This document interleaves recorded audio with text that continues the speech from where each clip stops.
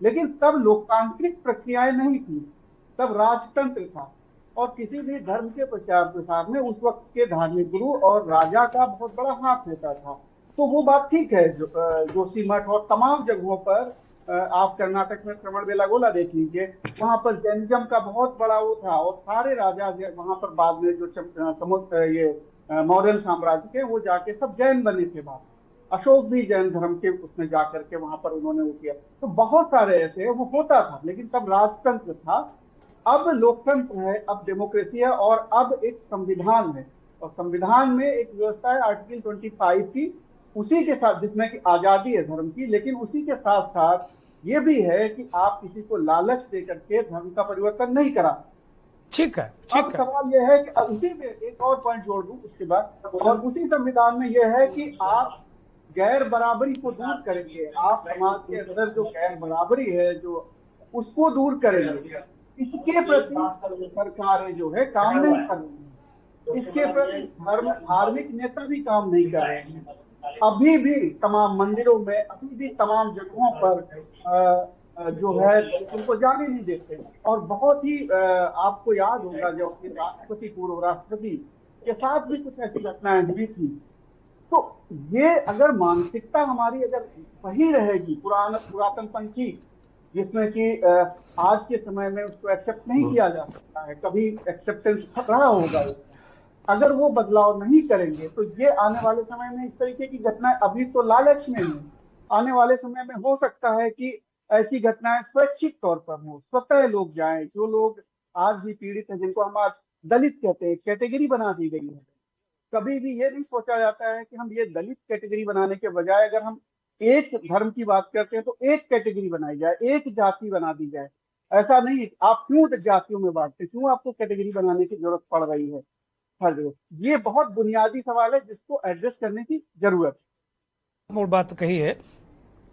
अब ये जो पूरा टोटल कुल मिलाकर जो आरोप प्रत्यारोप हुआ है वो ईसाई मिशनरियों पर हुआ है। ऑनलाइन बातें कही गई, मार्केटिंग की तरह इसको किया जा रहा है। परमित जॉनसन की तरफ रुख करेंगे। परमित जी, आप एक धर्मगुरु हैं, पादरी हैं, और कुल मिलाकर ये बहुत दिनों के बाद, अभी हाल में इस तरह की चीजें नहीं हुई, लेकिन हाल में बहुत सारी घटनाएं देखने को मिली हैं। क्यों ऐसी चीजें की जाती हैं? क्यों ऐसा प्रलोभन और लालच दिया जाता है? भाई, ईसाई धर्म की अगर बात करें तो फिर दुनिया में मुझे लगता है कि बहुत समग्र और बहुत सारी चीजें बहुत बेहतरीन है, और शायद इसीलिए बहुत ईसाई धर्म के अनुयायी बहुत बड़ी तादाद में है दुनिया में। और एक वक्त कहा जाता था कि सबसे ज्यादा तादाद में अनुयायी हैं। तो फिर क्या जरूरत पड़ रही है इस तरह की चीजों के? सबसे पहले तो जितने प्रबुद्ध जन यहाँ जुड़े हैं, गुरु जी हैं, सबको मेरा प्रणाम। और मैं बहुत सूक्ष्म में, बहुत पॉइंट में अपनी बात आपको समझाना चाहूंगा। ये तीन विशेष बातें हैं जिसे हमें समझने की जरूरत है अगर हम इस बात पर चर्चा करना चाहते हैं।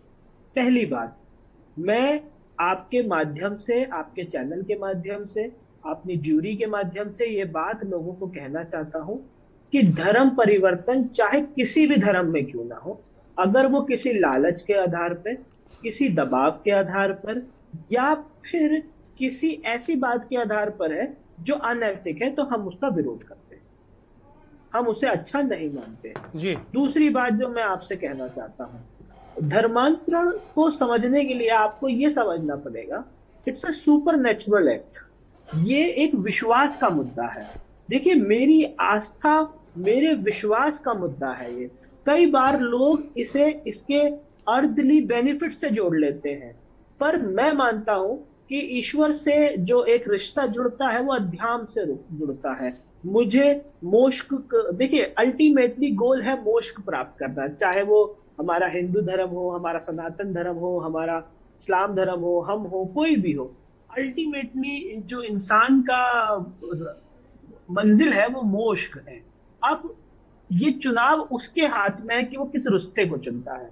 तो पहली बात तो मैं आपके माध्यम से ये क्लियर करना चाहता हूं, मोक्ष की तलाश में इंसान अपने रास्ते ढूंढता है, और उसे जहां उसे वो चीज समझ आती है वो उस रास्ते को लेकर आगे बढ़ता है। ऐसा नहीं है, मैं आपके साथ कुछ ऐसे भी इंसिडेंट शेयर कर सकता हूं। आप देख सकते हैं अगर आप हमारे सनातन धर्म के जो इंस्टीट्यूशंस हैं अगर आप वहां देखेंगे, तो बहुत से फॉरेनर्स आप वहां देखेंगे जो अपना मूलभूत से वो क्रिश्चियन धर्म के होते हैं, बट वो छोड़ के हिंदू धर्म को अपनाए हैं, सनातन धर्म की शिक्षाओं को सीख रहे हैं, उनके साथ ग्रो हो रहे हैं। तो मुझे ऐसा लगता है ये एक स्पिरिचुअल हंट है, जिसे जहां पे मोक्ष का रास्ता मिलता है वो वहां से उसे ढूंढना शुरू करता है। इसमें लालच का या द्वेष का कोई भी ना तो तर्क है, और अगर ऐसा है तो वो गलत है, इसका हम खंडन करते हैं।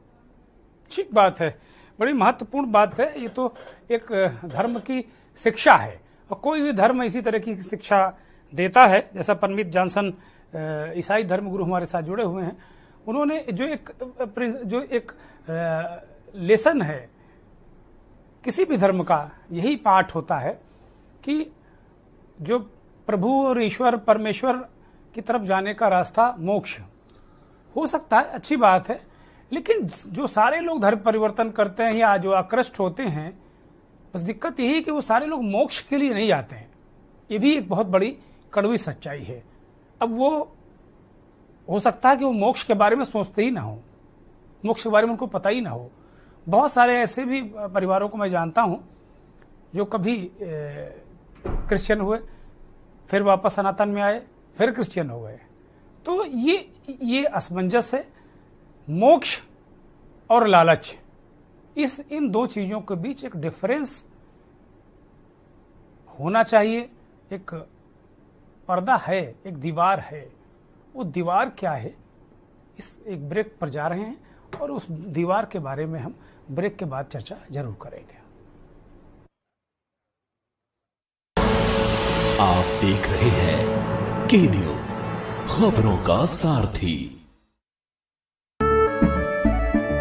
केसरिया से मन जोगी हुआ रे, दिल झूमे देखो मतवारा हुआ रे।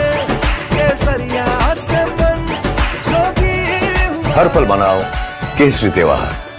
विमल, बोलो जुबान केसरी। गोल्डी मसाले के 100 ग्राम के स्पेशल पैक्स में फ्रेशनेस लॉक है।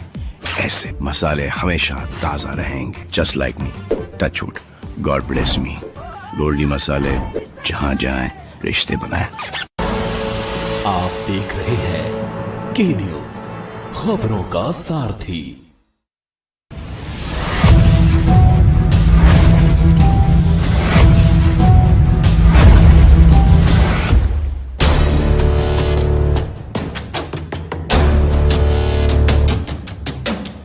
देश के हर गांव, हर शहर उठेगी खबरों की लहर। रोज होगी आपकी बात, जब मैं करूंगी देश की बात।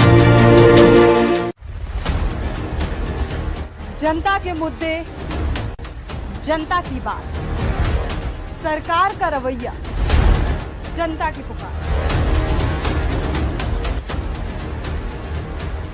इत की बात न उत की बात, हम करेंगे जनहित की बात।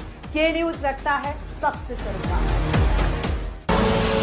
आप देख रहे हैं के न्यूज, खबरों का सारथी।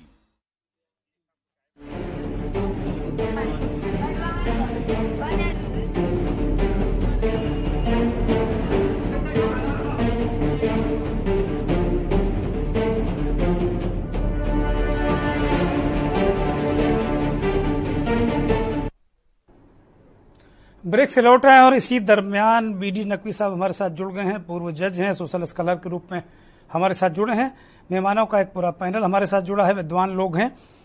ब्रेक से पहले महेंद्र सिंह वरिष्ठ पत्रकार और परमित जॉनसन जो ईसाई धर्मगुरु हैं, अपना उन्होंने पक्ष रखा। कुल मिलाकर अगर बात परमित जॉनसन की करें तो वो कह रहे हैं कि मोक्ष के लिए कोई भी अपना रास्ता चुन सकता है।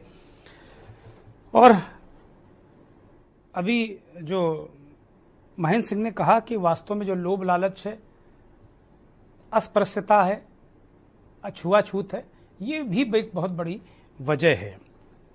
शुभम गिरी जी महाराज हरिद्वार से हमारे साथ हिंदू धर्म गुरु के रूप में जुड़े हैं। महाराज जी, जो अब तक चीजें निकल कर आई हैं, ठीक है, परमित जॉनसन कह रहे हैं कि मोक्ष के लिए, लेकिन जो लोग धर्म परिवर्तन करते हैं, सनातन को छोड़कर दूसरे धर्मों में जाते हैं या दूसरे धर्मों से सनातन में आते हैं, तो हम ये कैसे गारंटी के साथ में कह सकते हैं कि वो मोक्ष के लिए आ रहे हैं?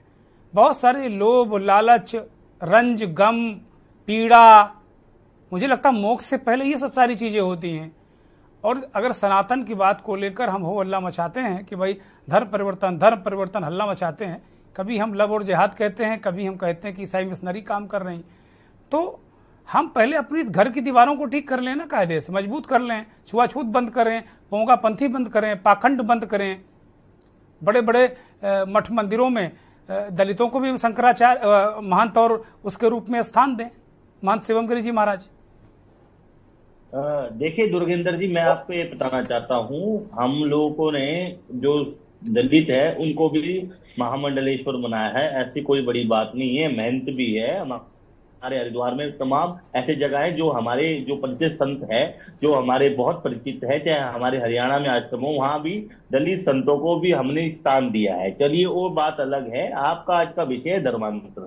मैं ये कहना चाहता हूं कि 2012 में जब आगरा में एक घटना हुई थी, 2013 में उत्तर प्रदेश में तत्कालीन सपा सरकार थी और केंद्र में यूपीए सरकार थी, यही भारतीय जनता पार्टी के लोग हल्ला गुल्ला कर रहे थे और उस समय गृह मंत्री थे सुशील कुमार सिंधिया जी और उत्तर प्रदेश के मुख्यमंत्री थे अखिलेश यादव जी। तो सरकार एक कानून ले रही थी धर्मांतरण का, फिर वो कानून का बात होकर रद्द हो गया। फिर 2014 में